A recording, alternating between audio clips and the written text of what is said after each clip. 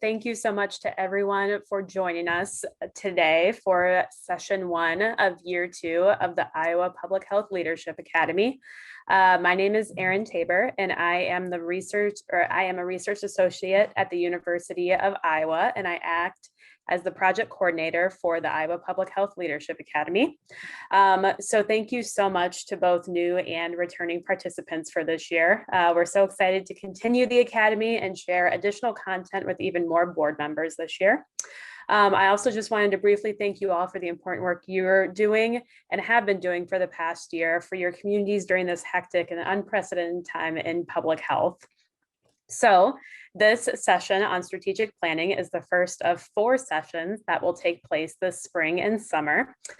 This session will also cover strategic planning for boards of health and boards of supervisors in Iowa.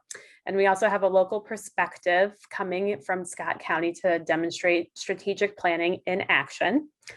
So if you're a new participant this year, we recommend viewing content from year 1 to supplement your experience. You can view last year's sessions by accessing the Iowa Public Health Leadership Academy website at iowaphla.com. The first 3 sessions from last year are also available as audio podcast files, and the rest will be coming shortly for your convenience as well. So before I turn it over to today's speakers, I just wanted to make a few comments about the session. So please keep yourself on mute unless you are speaking, asking a question, sharing a thought, etc. The mute button is at the bottom left of your screen. Be sure a red line is through the audio button to stay on mute. And please utilize the chat function to participate and ask questions. The chat function is at the bottom center of your screen. You're also invited to ask questions verbally. Simply use the raise hand feature under the reactions tab at the bottom of your screen to do so. The resources that are mentioned in today's presentation are all linked under the Academy website for your convenience. These will be available under curriculum and then year 2 and then session 1. And a recorded version of this session will be available there as well after May 10th. And a Academy or a session recap email will be sent to all of you with all this information as well. An evaluation will also be sent to you after this session. And evaluation data will be used to inform the content for the next webinar in the series and for quality improvement on the Academy overall. So we thank you in advance for your feedback, and that will remain open until May 24th. So now we can focus on the content for today's session. So like I mentioned, today we'll provide you with information regarding strategic planning in Iowa. These learning goals here will further define what you'll gain from this session and include explaining why strategic planning is important, identifying the main components of strategic planning, and describing how strategic planning connects with other operational functions. So now I'm going to turn the program over to Erin Barkema and Becky Nowacek to get us started today. Thank you, Erin. Good evening, and as Erin said, welcome to the first session of year 2 of the Public Health Leadership Academy. I'm going to provide you first off with a little history and a little bit more introduction to why we chose the topics that we did, and then we'll go ahead and get into more information on strategic planning. So just as a refresher, the Academy provides training and education to local Board of Health and local Board of Supervisor members with an overarching goal of increasing public health knowledge to better protect and improve the health of Iowans. Year 2 of the Leadership Academy will include 4 operational topic sessions: strategic planning, workforce development, performance improvement, and financial management. This year's sessions were chosen based on needs identified through conversations with public health administrators, as well as findings through the public health systems assessment that was conducted this past fall. From that survey, we found that a majority of the counties, and we did have all 99 counties respond to the survey, they indicated that they felt they could not meet criteria for a strategic plan, a quality improvement plan, a performance management system, or a workforce development plan. So that's one of the main reasons why we chose these topics for these sessions. We hope that you take away some useful information from the next 4 months as we go through this series. Please note that these sessions are intended to share more information about these important operational skills. skills that take time to develop and implement when done well. We acknowledge that we are still in a pandemic and by no means expect counties to begin this work immediately following this series. We do, however, want you to be aware of each operational skill and understand the value of each so that when the time is right, these topics can be addressed to strengthen operational capacity within your county. Next slide.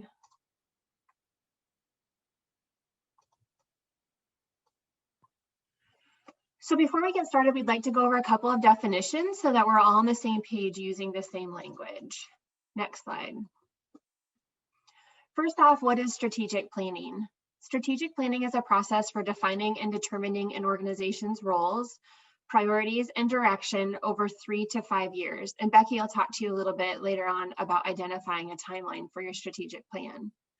This management activity is often used by businesses to better focus their energy, establish priorities, and strengthen operations to achieve targeted goals. Next slide.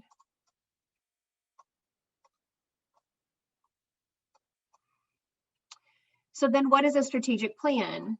A strategic plan sets forth what an organization plans to achieve, how it will achieve it, and how it will know it has achieved it.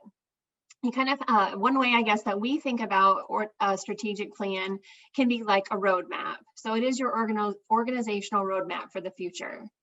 First off, it creates communication opportunities. So a strategic plan allows everyone to provide input into where you want to go as an organization, providing many communication opportunities throughout the planning and the implementation process. A strategic plan also helps with decision making, and it guides that direction for that decision making. So it helps you provide the direction for what you want to achieve and establishes the why for that decision making. Next off, it helps establish priorities or the places that you must see along the way on your map. So the plan defines those priorities areas for you and what you want to work on over the course of that time frame, whether it is 3 to 5 years. Again, the must-see types of things to do or accomplish along your way. The plan also defines some parameters which refines the route you will take to get to what you want to achieve. So it really kind of helps you focus on what you want to do. And then finally, the plan is fluid. So strategic plans should be living documents that can be altered if there's a need for a detour for any reason. So it gives you that flexibility as well. Next slide. We've all developed plans to implement something, but what makes a plan strategic? So first, a strategic plan looks at continual attention to changes in the organization and environment and the potential impacts of those changes on the organization. Second, a strategic plan maps out how you'll plan to achieve your vision. Third, a strategic plan aligns efforts to increase efficiency and results. And finally, strategic plans include careful, artful planning of action items to achieve goals. So it is really a defined process rather than just kind of throwing ideas out there and hoping something good comes from that. Next slide.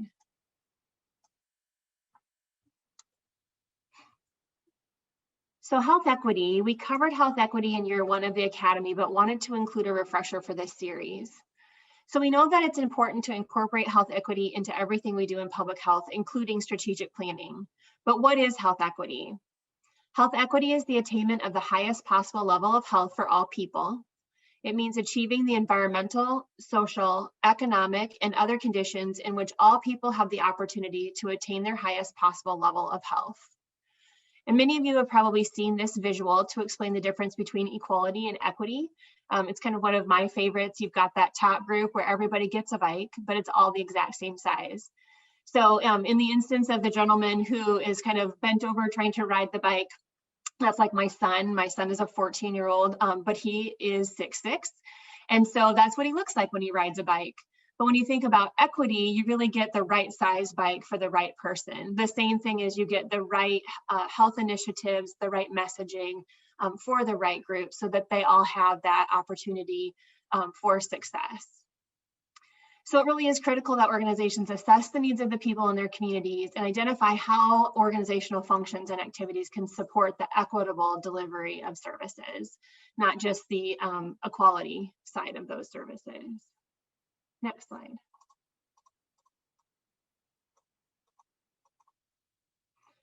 So what we normally talk about then is we talk about using a health equity lens and providing services with that. So why would we use a health equity lens when doing strategic planning?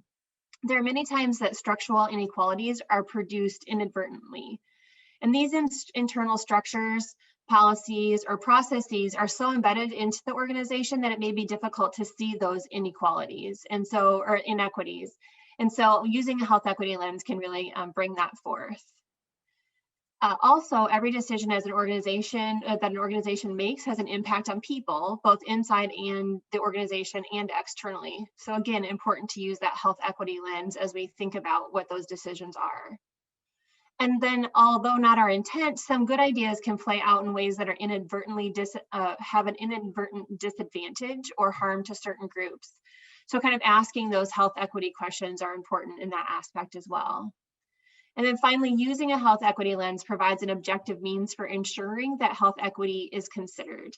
This helps us discover the structural inequities and leads to decisions that lead to the attainment of that highest possible level of health for all people.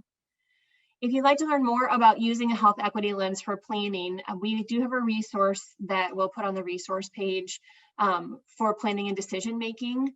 It is from the Multnomah County in Oregon. They have developed an equity and empowerment lens tool.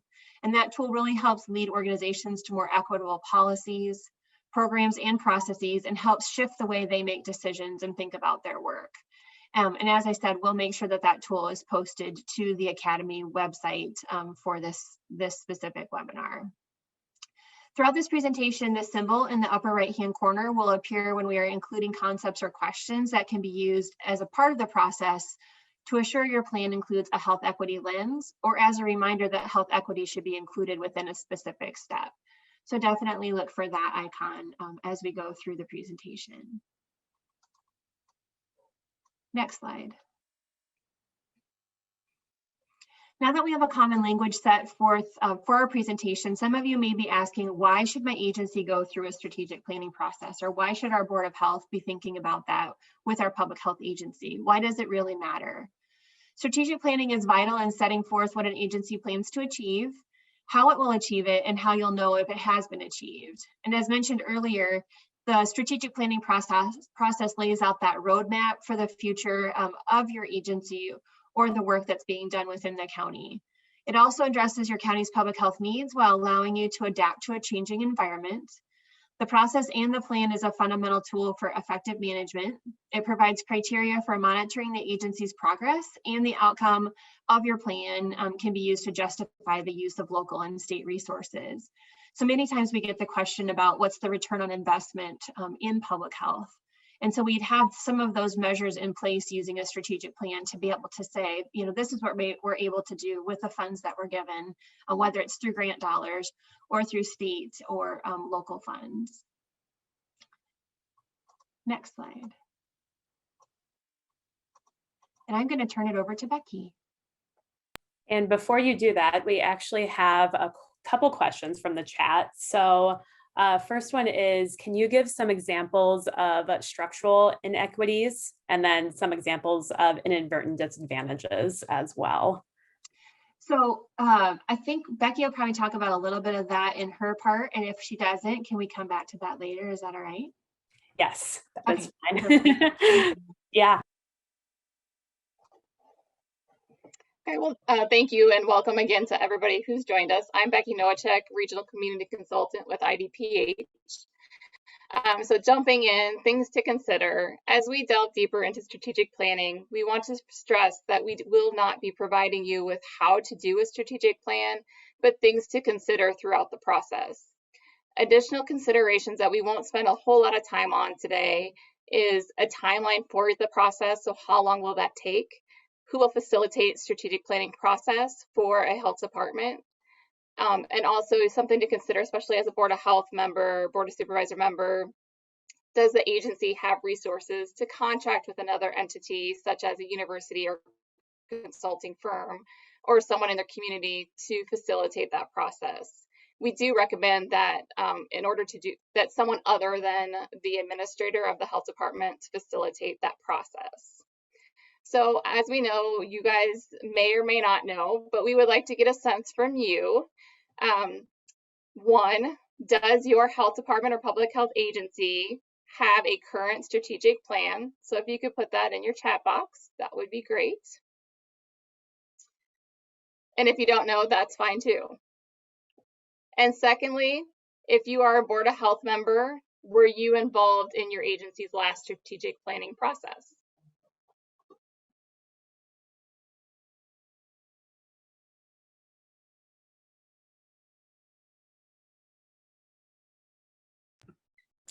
Lots of yeses coming through so Great. far.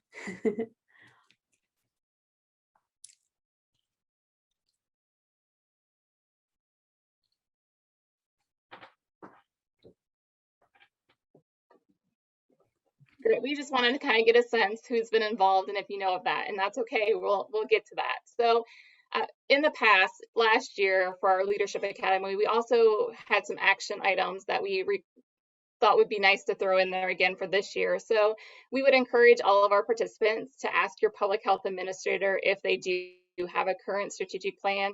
And then if they do, what are some of those top priorities in their strategic plan? So just an action item that you can take forward. Next slide. Your health department strategic planning process should really focus on the entire agency. And through this process, the health department should be looking for areas of focus, the areas of focus that are on organizational and system related in nature. It is likely that if you have a specific health related or program topic, that's probably included in the health improvement plan. One decision that you will need to make in the time frame for your strategic plan will be if it's going to be for a 3-year or a 5-year plan. So again, if you part of your action item, just if you want to figure out more about your strategic plan, please be sure to ask if it's on a 3-year process or a 5-year process. Another consideration for the process is who will be participating at what points of the process. We will talk more later about who should be involved in your process later, but I do want to keep that in mind that there should be more than one person involved in that process. There are many ways to conduct strategic planning. Regardless of the path that is taken, there are 5 elements that we will talk about tonight. The first one is develop a shared understanding of why an organization exists and its aspirations for the future. Information needs to be gathered and reviewed. Third, strategic priorities. Fourth, obviously implementation of your work plans. And then 5 is evaluation and monitoring progress. Next slide.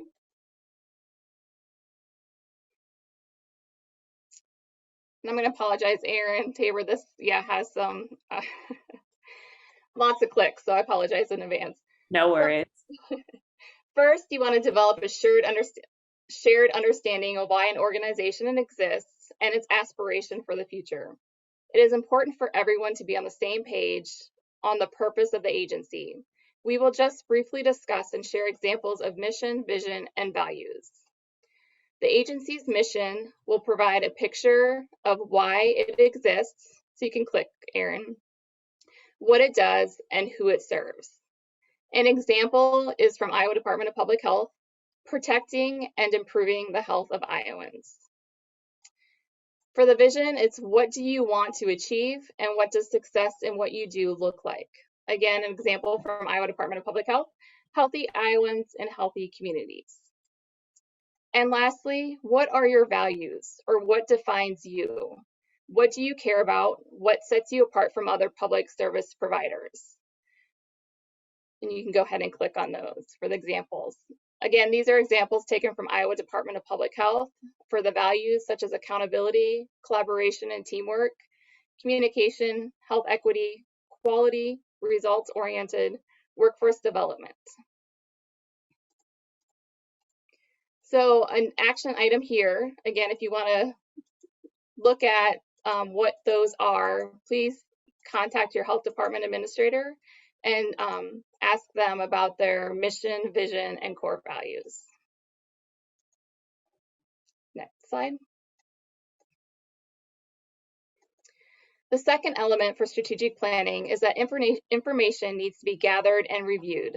some data to look at, but again, not limited to, community health needs assessment and health improvement plan or report, county demographics, department annual reports, local public health system assessment results, which Erin had alluded to in our intro, department financial analysis, workforce assessments, policy and legislative scans, department program evaluation and quality improvement results, customer service satisfaction feedback, and the results of a SWOT and SOAR.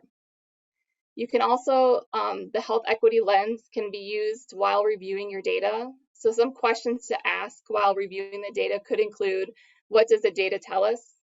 What data are we missing? And are we making any assumptions? And again, an action item, you talk to your administrator to see what data they reviewed in strategic planning process, if you have a current one. And did your agency, or how did your agency incorporate a health equity lens in the process? Next slide. So some of you may not be familiar with SWOT, so I wanted to just review a couple tools that we just referenced in the past slide. So SWOT analysis stands for strengths, weaknesses, and threats. So this is really a tool that can be used, and you look for strengths, you're looking at positive, tangible, and intangible attributes internal to the department. It's within the department's control, and it needs to be maintained, built upon, or leveraged. So some questions that can be asked: what advantages does your health department have? What do you do better than anyone else? What unique or lowest cost resources can be drawn upon that others can't? And what do people in public health field see as your strengths? Weaknesses, these are factors within the department's control, and they detract from its ability to attain desired goals. Which areas might the department need improvement and need to be remedied, changed, or stopped? So again, the questions: what could be improved? What should you avoid? And what do others see as your weaknesses? So these questions can be used with your partners as well as internal staff. Opportunities, these are external attractive factors that represent the reason for the department to exist. Which opportunities exist in the environment, which will propel the public health agency and need to be prioritized, captured, or built upon and optimized. So what are good opportunities you can spot, and what interesting trends are you aware of or that you're seeing? And lastly is threats. These are external factors beyond the department's control, which could place the department's mission or operation at risk. They need to be countered or minimized and managed. So these are questions such as: what obstacles do you face? What are other public health agencies doing? Are quality standards of public health changing? And as with anything, there are benefits and limitations to these tools. Some benefits include that it doesn't cost anything. You can gather comprehensive data, and the tool is easy to use. Some limitations are that the analysis is subjective and there's a lack of prioritization. I will say that if you would like to use SWOT analysis to prioritize, you can ask additional questions to kind of prioritize those. And if anybody's interested in seeing what those questions are, we'd be happy to share those at a later time. Next slide. Another analysis tool that you may also have heard, or maybe you haven't heard, is the SOAR: strengths, opportunities, aspirations, and results. So again, the strengths and opportunities were very similar in the SWOT. You know, for strengths, what are your greatest strengths? What is working well? What do you value most in your organization? And what are you proud of? Your opportunities, again, you're looking at what are the best opportunities for your organization? How can you meet the needs of the stakeholders? And where can you add value and benefit to others? What changes is we have aspirations. So we're looking at what are your hopes for your organization? What would you like the future to look like? What are you deeply passionate about? And what project, programs, or services would support these dreams? And then the last one is results.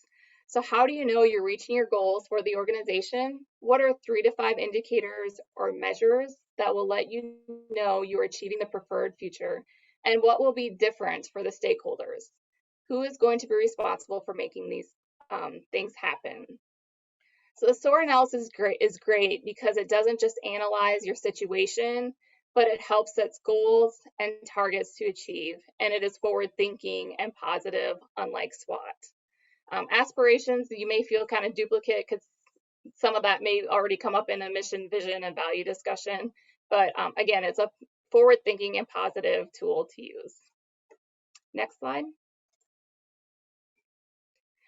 So I just wanted to share one example that we had with the SOAR. This example came from work done with local Board of Health, public health, and environmental health agencies. And this was really a request from public health administrator to start the process. We started it with a quick questionnaire to the Board of Health members so that they had the opportunity to have kind of a thinking before a discussion.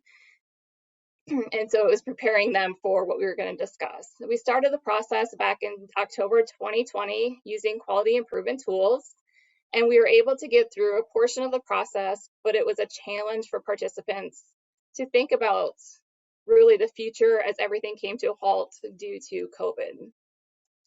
So we switched course a little bit, and we ended up using the SOAR tool to analyze the data collected from the questionnaire from the Board of Health and discussion held through Zoom.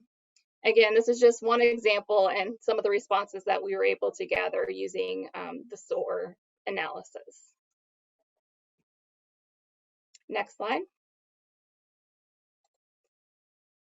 At this time, I'm going to turn it back to Erin. Thanks, Becky. So in addition to what Becky covered, you're also going to want to consider a variety of perspectives in this data gathering phase. Your perspectives to include would be the community. So you could ask questions such as what's going on in the communities you serve? What are the trends, needs, and opportunities for change in those communities? And then as you're thinking about it, what are the, are your customers satisfied with your services? So the services that are being provided by the recognized local public health agency. There'd be a financial perspective to look at. So what's the financial picture within the economy? And then what are your resources, your assets, and your opportunities, like Becky talked about with that SOAR part, but thinking in more of a financial lens. You want to look at the perspective of the organization. So like Becky said, you know, how is the agency doing? What are our strengths and our weaknesses as we're thinking through our activities overall? And are our internal processes efficient in meeting the needs of both our internal and our external customers? There's also the state and national perspective. So what's going on at the state, national, and legislative level that may impact the agency, the Board of Health, or your communities. And then finally, looking at their perspectives on learning and growth. So what types of learning and growth are important for the Board of Health and the agency? What's the current capacity to do the work that's needed now, as well as that capacity for the work that's needed to be done in the future? And then when you finish gathering that data, you'll want to organize all of that information. Next slide. So we want to talk a little bit about strategic priorities before we get too far into categorizing. So strategic priorities are forward thinking, and they capitalize on those current opportunities. So like we said, you're going to have to analyze your data that you gathered and identify some cross-cutting themes, some emerging issues, and key strategic issues. Like Becky went through and talked about, you can use a SWOT or a SOAR to help kind of visualize those themes. It's sometimes a lot of information, and so having some type of visual is definitely helpful as you take it all in and figure out how you want to prioritize things. So questions to consider are, which issues are strategic? Which issues are in the community health plan that the agency will address? So sometimes the things that come up are health related issues. And those issues are things that, that you would have in your health improvement plan. What you're looking for are the issues that you'd include in your strategic plan that would be helpful to help achieve those specific health outcomes.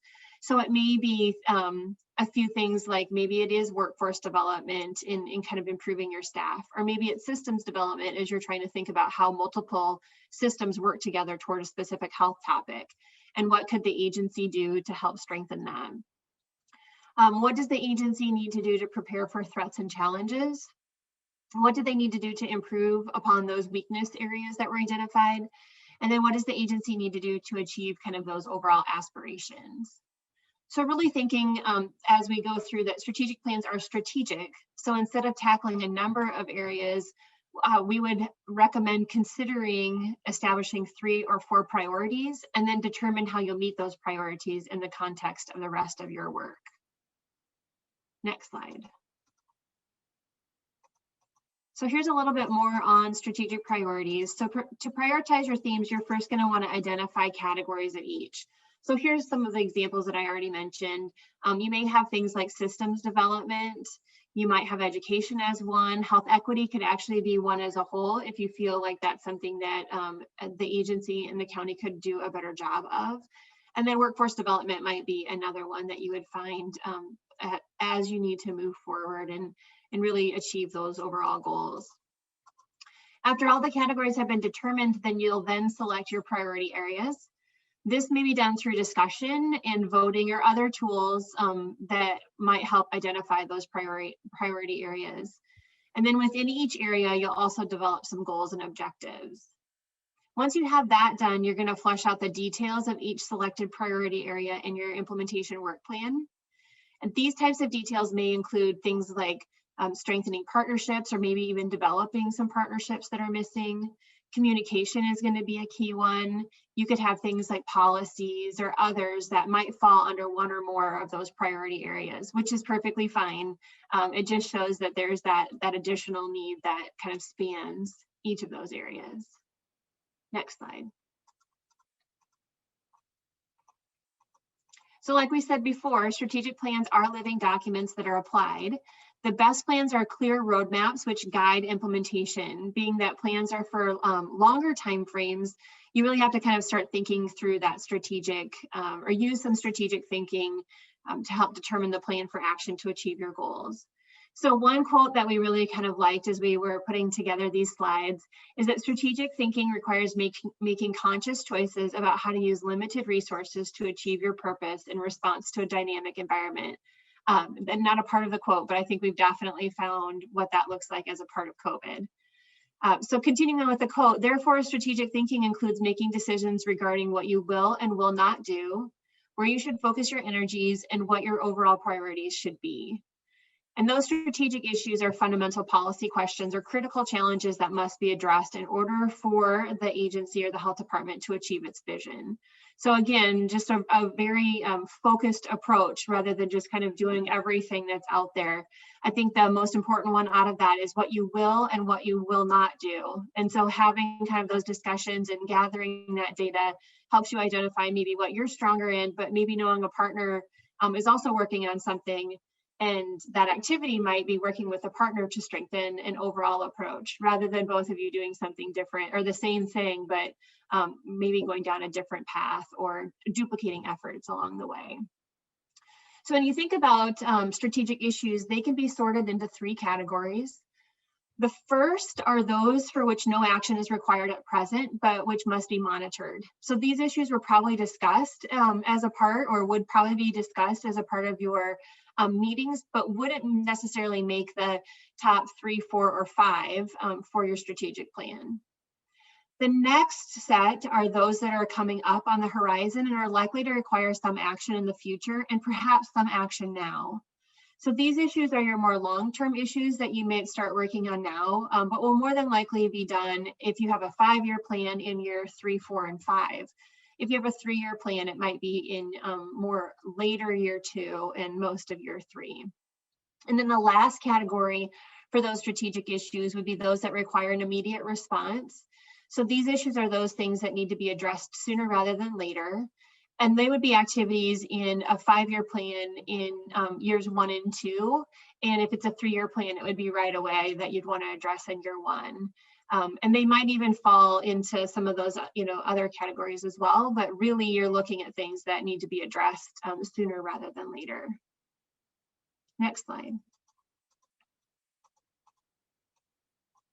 So once you prioritize and identify those categories for each of the strategic issues, you'll develop an overall implementation plan.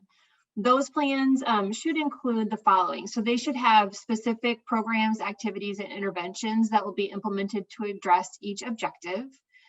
Who's responsible or accountable for each activity? So is it a staff, like a specific staff member? It might be a team, or it could be the entire agency or department. Some timelines for completion. So this information can be taken from the discussions that you had while categorizing each strategic issue. It's important to have a timeline established just so that you've got the opportunity for accountability and can check in. It's really easy to lose track of things if you don't have that timeline. So I found in many groups that I've worked with, if there isn't something there, it ends up being that somebody sooner or later was like, weren't we supposed to work on this? And we didn't have a timeline associated. And so you either have to speed it up or not do it at all because it's been too far gone for you to be able to get started. And then the last thing you want to include in an implementation plan is a measurement plan. So how are you going to show when and how your goals and objectives are going to be measured so that you can check in on it and monitor it. Next slide.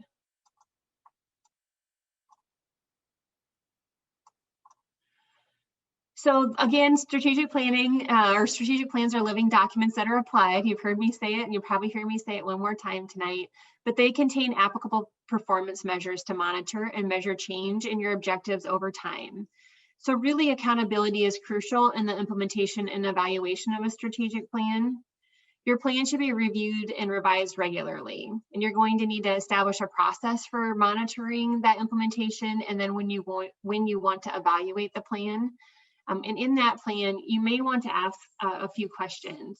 So the questions that you could ask as a part of that evaluation plan would include things such as who was affected or impacted by the activities that we did, who was included or who was excluded. So that's definitely a health equity type of thing. So you're looking at some of those potential inadvertent disadvantages as you went through. And it wasn't something that, it might have been a great idea, but you really might have left someone out along the way. And so you want to identify that in the evaluation of your strategic plan. Again, who benefited and who was harmed. So that is definitely using a health equity lens with that question. You're going to want to ask, what does the data tell us? What data are missing? So what other information would we have needed to be able to make some decisions about future planning? And then finally, what revisions are needed and what could be done differently. So remember, you can use quality improvement to improve your processes and your outcomes as well when you're looking at the evaluation of your strategic plan. And we probably don't need to remind you, but it is important to maintain flexibility with your plan as the environment may change and the strategic plan may need to be updated. And we also did these slides with the public health administrators in the state, and we asked about strategic planning. Many of them had said, we had a plan, but it all kind of came to a halt because of COVID. And so now we're going to have to revisit it. And that's definitely maintaining that flexibility because the environment did change. And now it's time to go back, hopefully soon, once we get done with our response efforts, and start looking at and re-implementing or implementing new things now that maybe there are some new partnerships as a part of the plan. And then lastly, be sure to communicate your successes and results through annual reports or other methods of sharing. We would love to hear from you now about how you've communicated, or maybe your boards of health have communicated successes overall. So please feel free to type your responses in the chat box. Again, we're just kind of looking at how are those successes of the activities that are being done in your county shared. It could be board of health meetings, it could be reports, those types of things.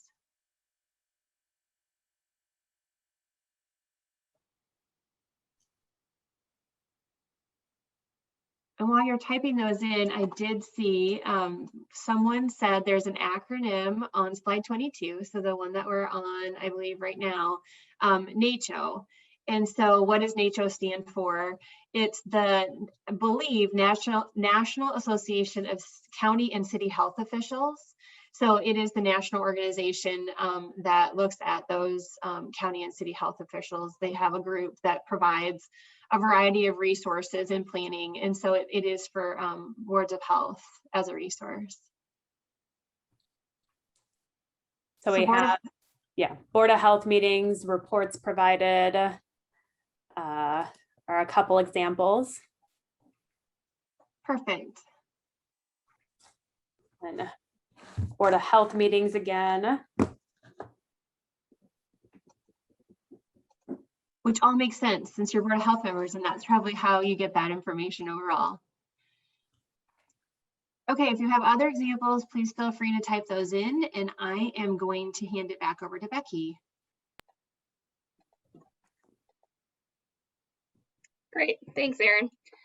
So the next section of our presentation, we're going to talk about who should be involved in the process for strategic planning and how they might be involved. Next slide.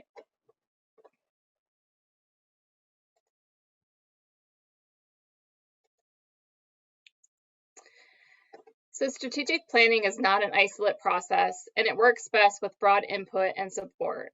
Although there may be a select work group within an agency, oftentimes executive management team, it may do, I'm sorry, let me start that again. Although a select group may do the vast majority of the planning, and most times that is the executive management team, the process should get input across the department at key points, and this really should include the governing entity as well. Such a plan has the best chance of being successfully implemented. So the more input, the more buy-in that a plan has, the more successful it's going to be implemented. And this slide here just gives us a comparison. For those who were here last year with our Public Health Leadership Academy, we spent a lot of time talking about our county-based agencies versus our health system-based or other agencies. So if you are a new Board of Health, Board of Supervisor member and didn't have an opportunity to hear more about the structure of public health in the state of Iowa, I would highly encourage to review those sessions from last year. I think they'll be very helpful in getting a grasp of what we talked about last year. So for those who should be involved at the county-based Board of Health members, hopefully, if not all of them, some of them are actively involved in the process. Just knowing, if it was a process where all the Board of Health members were involved, then you have the public meeting announcements and everything that goes along with open meetings. Or maybe they just had one or two Board of Health members that was actively involved. So it just depends on how that process was set up. Hopefully all department staff, agency staff were involved, not just the management staff, and hopefully they were actively involved in the process and were asked for input throughout the process. And for Board of Supervisor members, most likely it was findings are shared with those members for, or kind of tell the story of public health and what they're doing and their priorities. For a health system-based or other agencies, it's going to be their governing entity and administration that were actively involved in that process. Again, we're hopeful that all departments and agency staff were involved, not just management. Board of Health members may have provided a little bit of input, and maybe the Board of Health members requested that they have some say in what's being done at the public health side of it. Findings are also shared with the Board of Health members. And then for our Board of Supervisor members, hopefully that data was also shared with Board of Supervisor members, whether it's through a report, whether it's annual or whatever the agency had provided to them. Next slide. So this slide here shows how strategic planning should be tied into other operational functions. Strategic planning should be tied to a community health needs assessment, or for our agencies who's gone through the Public Health Accreditation Board, your CHA-CHIP or Community Health Assessment, Community Health Improvement. It is possible that some of the strategic planning issues or strategic issues may have already been prioritized and selected for the health improvement plan, or maybe not, maybe they're completely new. But your strategic plan should include issues and priorities that the health department will address as part of a collaborative contribution in implementing your health improvement plan. Linking the health improvement plan with the strategic plan helps elevate priorities even more and demonstrates a commitment by the local health department in regards to actively addressing the issues identified in collaboration with the community. Additionally, strategic planning should be tied to your agency's workforce development plans. We're not going to get into detail about your workforce development plan tonight, but please plan on attending the workforce development plan workshop on June 7th, and we'll talk more on how that's tied into operational functions as well. And it should also be tied to your agency's performance improvements, which we'll learn more about on July 12th. Many strategic plans end up with all issues for which there are no current resources. Creating a strategic plan with issues that are not likely to be addressed due to lack of resources, whether it's staff or finances, is not an effective use of strategic plan. So consideration of financial resources should be a part of the decision making and the process. Our final session, scheduled for August 2nd, will be on financial management, and we'll see how all of that ties together. Next slide.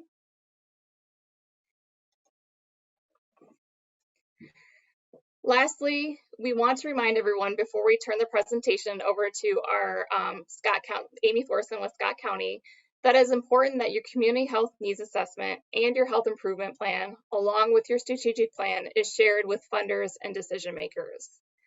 These plans make the business case for an investment in public health. And being able to evaluate and monitor your efforts provides concrete data and information about how the investment has led to improved health outcomes. So Erin, I don't know if we want to see if there's any additional questions at this time before we turn it over to Amy, or if we want to go ahead and turn it over to Amy first and then do questions at the end. Yeah, we can take some questions right now. So if anyone does have any questions, you can either type them into the chat box or raise your hand using the reactions on your toolbar, and we can unmute you and have you ask your question. I do want to make sure that those couple of questions in the beginning of structural inequities and inadvertent disadvantages, examples of those, did we get that answered? Or do we need additional clarification on that?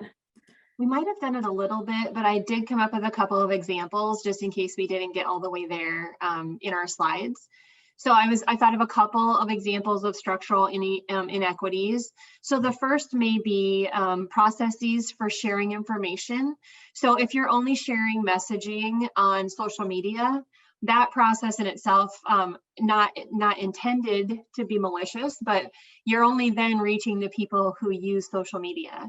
So there's a lot of times where people, in certain age groups, there's the assumption that they're using social media.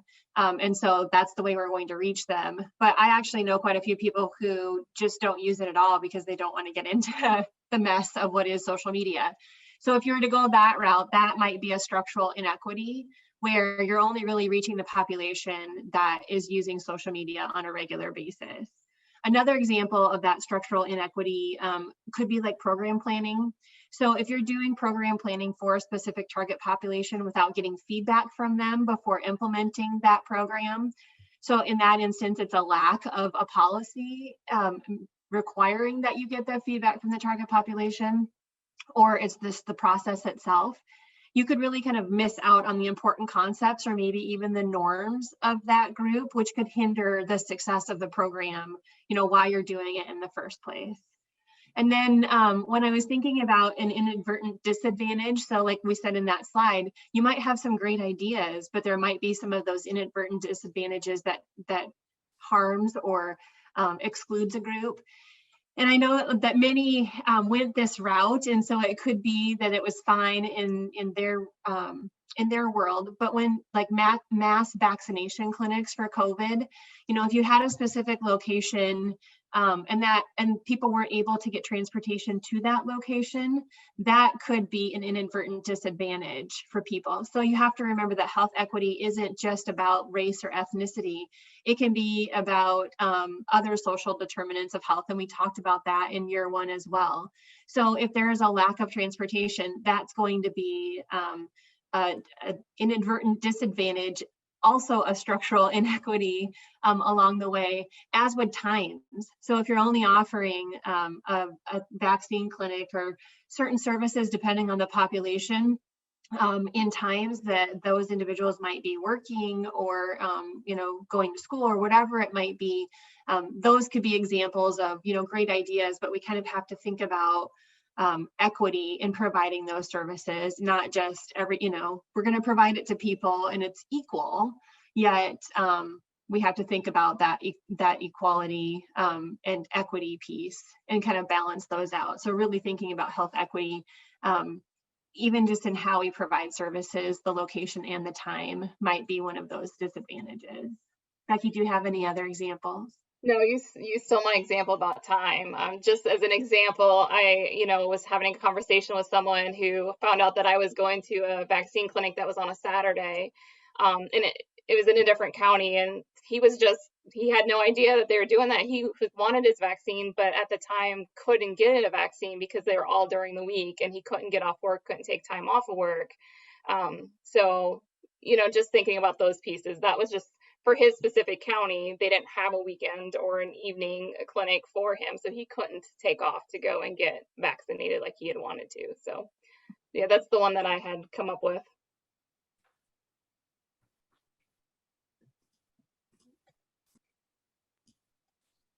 And then just a technical question was if the slides will be available to download, and yes, they will be. They will be on our website under curriculum year 2 and then session 1.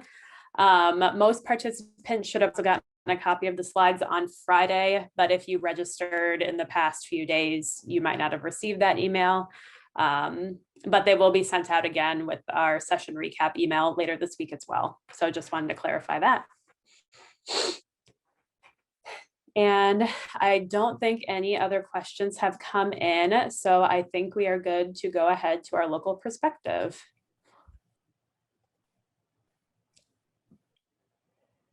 Okay, good evening, everybody. And I want to say thank you for taking the time to be part of this academy, whether it's your first year or your second year. My public health colleagues and I really appreciate your commitment to this. We could not do what we do without the support of Board of Health and our Board of Supervisors members. And this year has been tremendously challenging. And so having your support is very valuable to all of us. So I am Amy Thorson. I'm with Scott County Health Department. And in case you don't know, Scott County Health Department is located in Davenport on the far east side of the state where the Mississippi River flows from east to west. It's a claim to fame we have. Our county is approximately 172,000 people, and we're part of the Quad City metropolitan area. So we border Illinois, can see it from my office, and that population in general is about 400,000. We have a 5-member Board of Health that's appointed by the Scott County Board of Supervisors, and we serve as the health department for the entire county. We did receive Public Health Accreditation Board, FAB accreditation in November of 2018, and that was a very exciting moment. Our accreditation team was meeting today and thinking about how much work that was, and then COVID has come and that doesn't seem like anything anymore. But we do work collaboratively in our area with Rock Island County Health Department and other partners up and down the river, but particularly with Rock Island County because we are one area, which does make some challenges when you're dealing with different states and different regions, things like that. We have approximately 50 staff that are part of our department. Some of them are part-time, and our services include clinical services, immunizations, STD, lead, communicable disease, those typical clinical services. Our community health area, which has the maternal child health program, tobacco program, local public health services, our community health assessment, some of our marketing and education comes out of that area. We provide the medical care for the Scott County Jail. So we do have 24-hour nursing at that facility. We have an environmental health group. So I know that in some counties, that's a separate department. It is part of Scott County Health Department. So we do restaurant inspections, wells, septic, tattoo, tanning, public health nuisance, all those fun things. And then we have a public safety area where we work on preparedness, a little bit of injury prevention, and then we also assist with the medical examiner program. 60 to 70% of our budget is county tax dollars. A lot of that does go to the Scott County Jail and the medical examiner program, but we do know that we're very fortunate that the Board of Supervisors in Scott County has a long history of funding the health department and public health, and that makes our life a little bit easier. Next slide.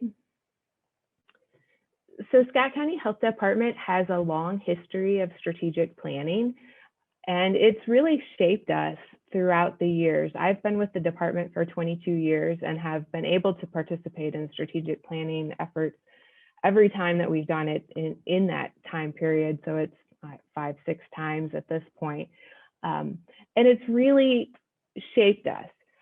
We focused on workforce, and that's led to some training initiatives, confidentiality, rewrites, a staff recognition and appreciation team. We call it organizational culture and workplace environment. And that group was tremendously helpful during the early days of COVID. They were making things fun.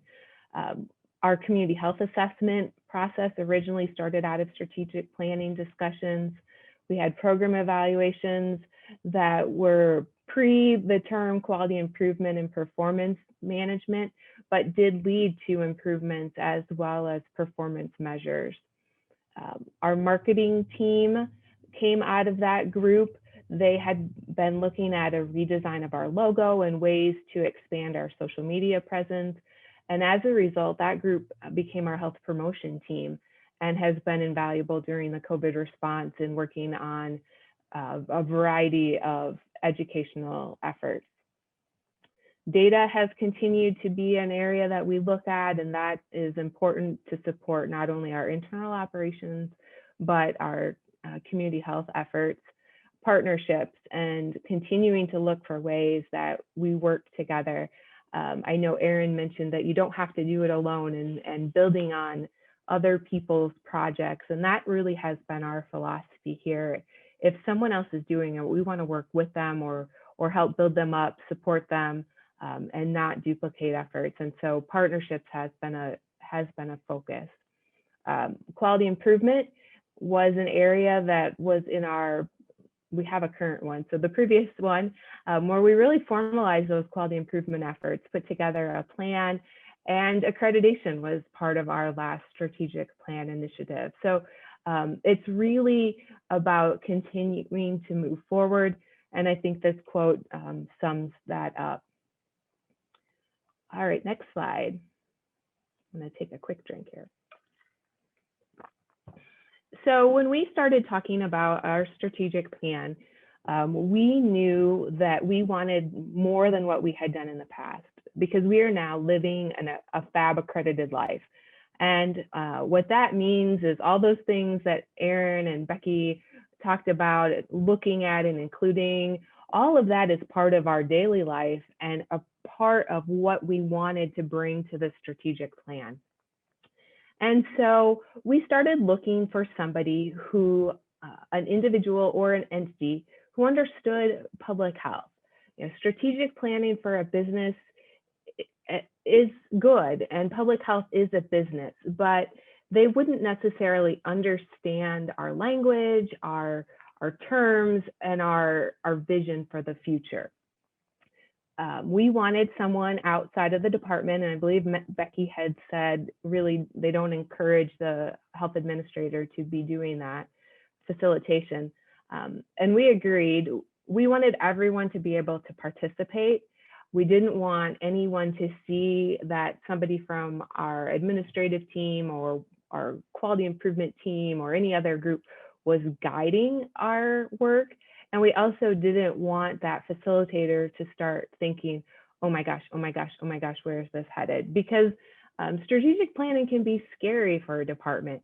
You're looking at the things that are working well, you're looking at the things that aren't working well.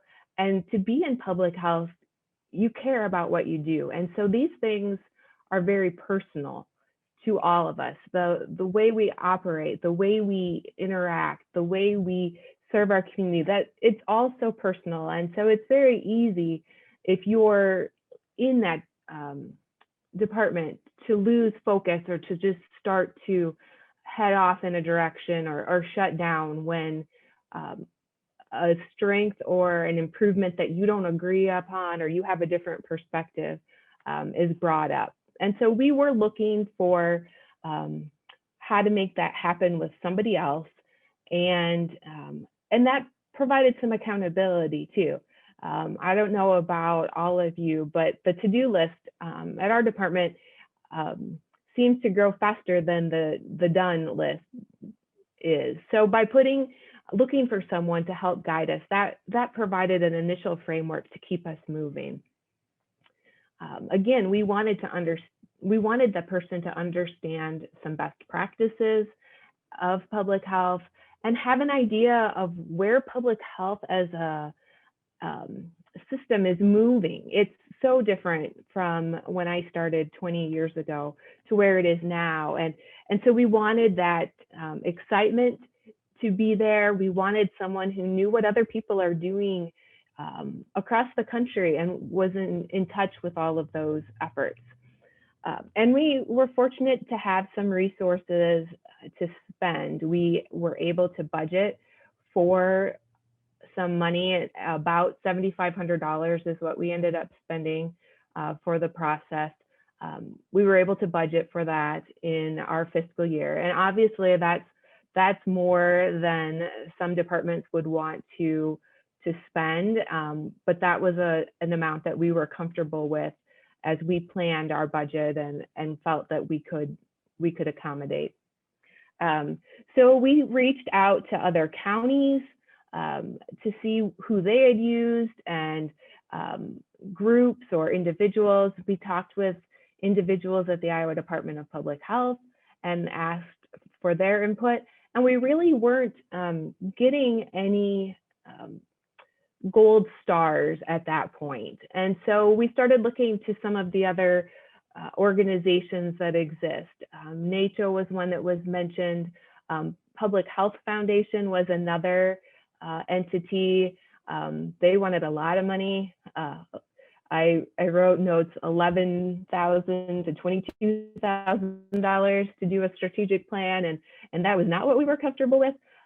So we looked around, and our former director, who retired in March, had originally been from North Carolina, and so he had some connections there to the University of North Carolina at Chapel Hill Public Health. And so we had an initial conversation with the facilitator that we ended up choosing, Steve Orton. He is a senior fellow with the Public Health Leadership Institute at North Carolina Institute for Public Health, much like the University of Iowa College of Public Health has an institute. North Carolina had one, and he was really focused on leadership, organizational change, strategic planning. It's been my experience that these institutes have great strengths, and because of that, they're not focusing on all of the effort. So we're very blessed that the University of Iowa College of Public Health has a strong focus on workforce development. Workforce development is what you're participating on. We work with them on our workforce assessment. So it felt good to work with another education institution. So we sent him a lot of these documents that you're seeing on the list, our current community health assessment and health improvement plan. We do an annual assessment of our quality of culture of quality. It's a NACCHO tool. And so we sent the most recent version of that to him. We sent him our FAB site visit report. that report was going to give a real insight into where our strengths lie and where we could be doing better. And so we wanted to share that. We have been doing some work on health equity and some assessments. So we had used the culturally and linguistically appropriate services standards assessment class is what that is. And so we shared the results from that. As I mentioned, we've worked with the University of Iowa College of Public Health on workforce. So we shared the workforce development assessment that we had recently done, as well as budget information, table of organization, and all those kinds of things. We also talked with him about the existing work groups we have in the department. And I will talk a little bit about those as we move forward. Next slide. So when we got together to do some planning for this strategic planning process, we knew that we didn't want to stretch it out over a really long time. We wanted to keep it moving. And when you do something like that, particularly with a staff of 50 plus people, you're not going to be able to find a date that works for everyone. But we really did want all staff to be involved or have the opportunity to be involved. And so what we did for that was we provided all staff the community health assessment and community health improvement plan that was current at that time. We gave them the previous strategic plan. A number of them had been here when that was created, but we had some new people as well. And then we told them to think about what they know from their daily work. Job knowledge is tremendous among staff, particularly those frontline people that are seeing the work being done on a daily basis. And so we wanted to pull from that knowledge. And so we put out a survey electronically to all staff. It was anonymous, and it asked what were the big strategic questions that the health department had to address in the next 3 years. And so to be a strategic question, it needed to have multiple answers. The answer is unknown. The answer would engage the whole organization, and it should generate energy in you. We want people to be excited about a strategic plan. I know I've been a part of some that it's just an exercise.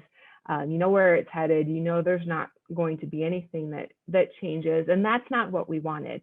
We wanted people to be excited about the work that we were doing, and we were coming off the momentum of accreditation, which was truly a department success. We had celebrated that in the spring.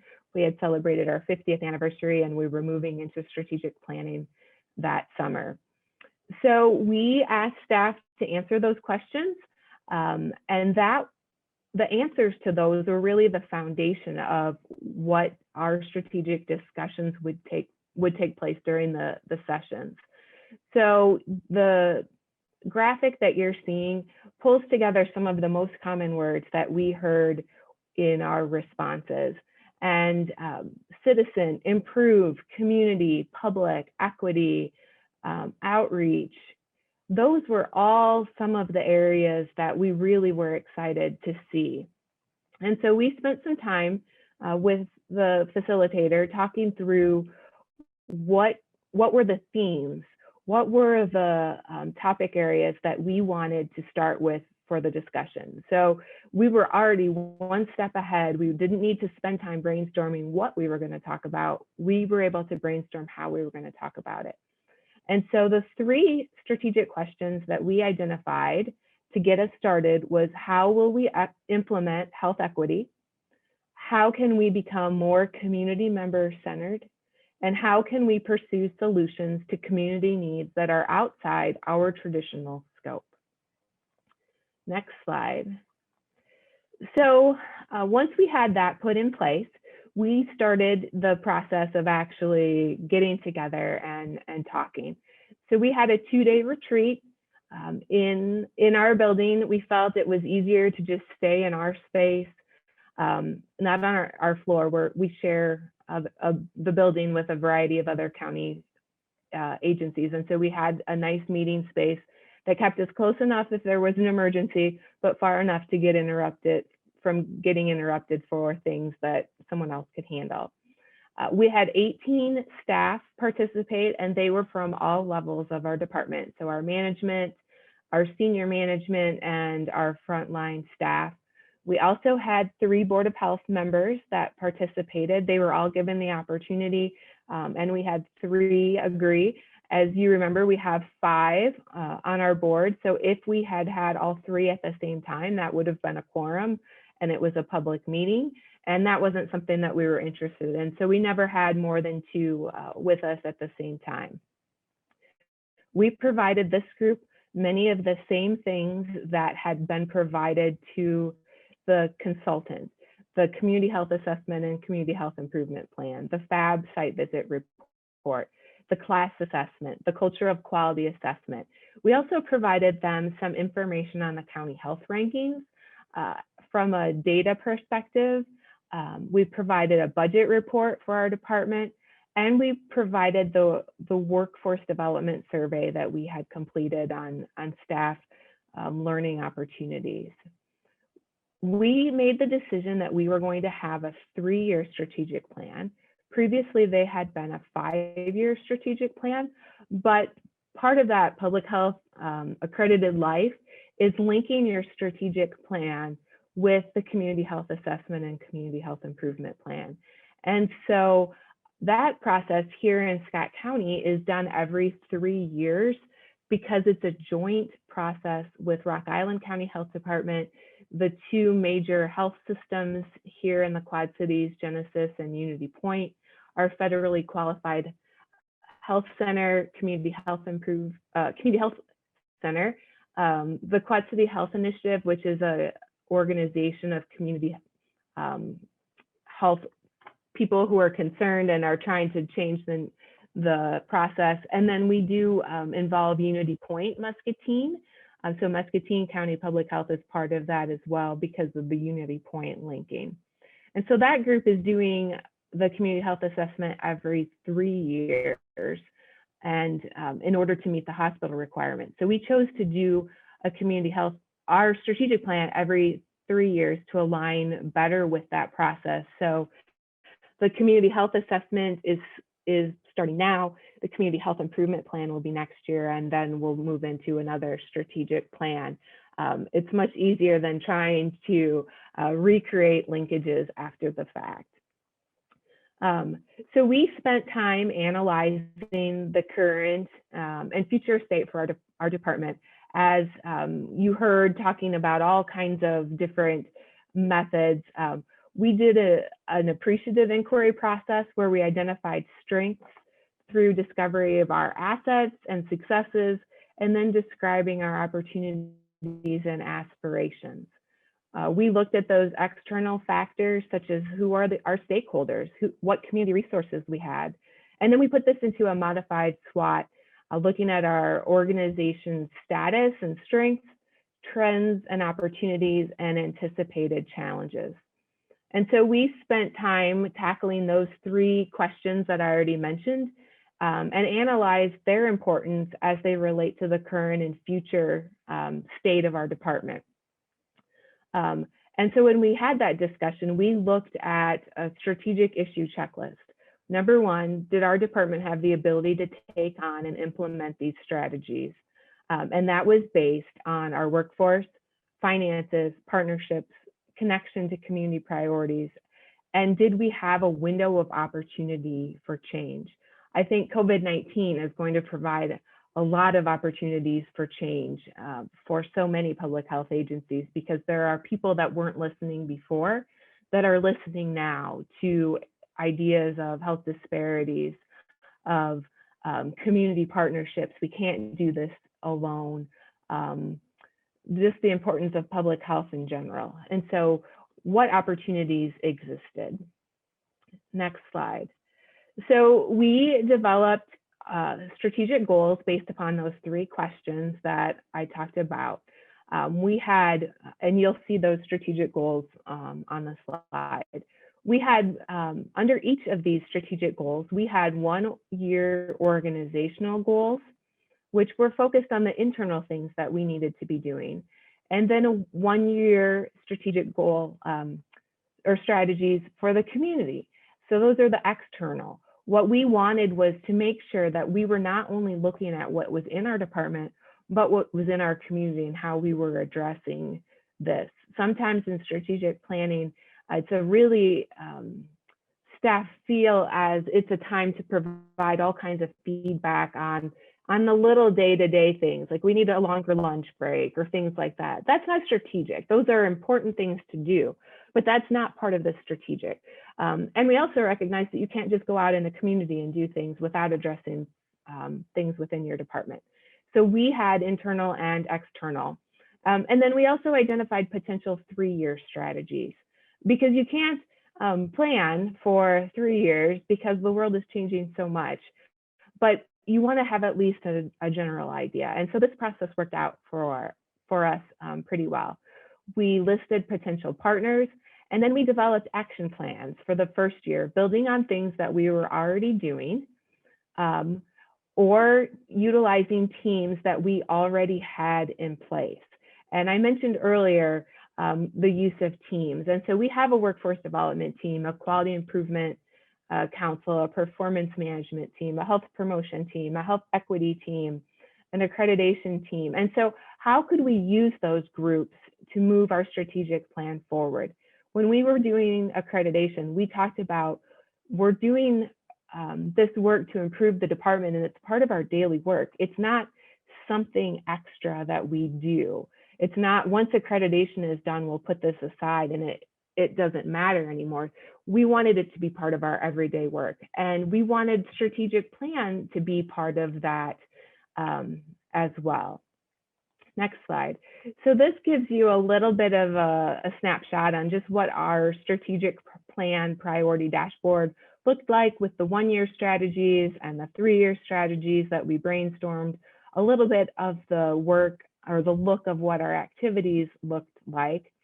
And so we put this draft plan together, took it to our Board of Health in February of 2020. We took it to our staff to get their input, the team that had worked on putting this together, to say, hey, what do you think about this? And got their feedback and decided that we were going to move forward. By using some of the existing groups that we have, it allowed us to formalize the work and to put it in those work plans. And in each of our plan areas, we talk about how we're going to communicate to our Board of Health, how we're going to communicate to staff, the frequency of our efforts being reported. And so that was all in place by using those teams. And we have a few other teams that need to be created, but we will take a similar process where there's a guiding principle for those groups, a work plan that they look at annually, and reporting mechanisms in place. We put together a dashboard for reporting. We have another document that allows us to put in some narrative comments.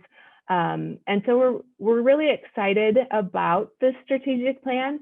If you heard me say February 20 is where we got our feedback, and our Board of Health approved this strategic plan in March of 2020. So you can about imagine that what we had predicted we would be doing in these areas is very different than what we actually have been doing.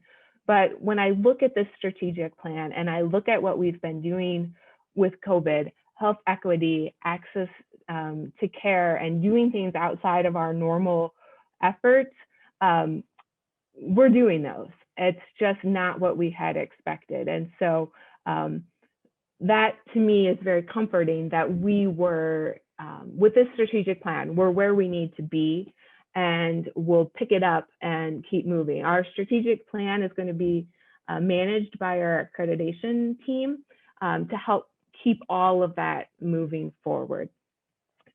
Next slide. So here's my contact information. We do have our process written up, and am willing to share anything that anybody might be interested in. But that is my discussion of strategic planning here in Scott County.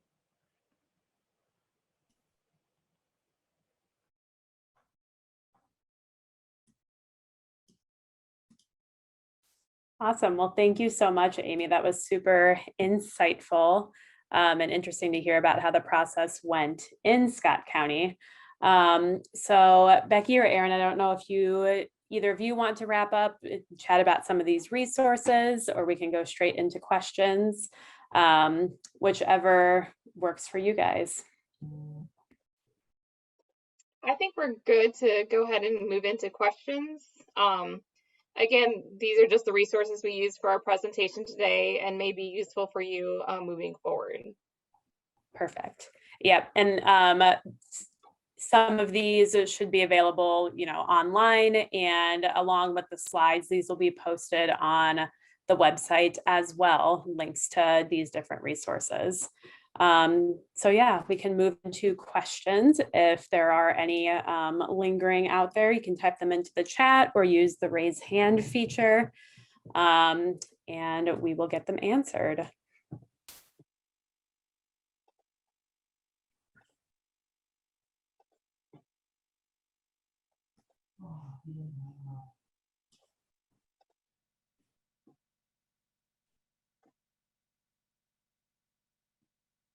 As people are thinking of questions, Amy, thank you again for sharing what you guys did for strategic planning. Like you said, you haven't really had a chance to implement maybe the way you thought, but I think the three strategic priorities that you had were still spot on, right? They weren't so specific on a health topic, but they really were things that were organizational, that would help move the organization forward for whatever it might be. And it just happened to be in the last 18 months COVID.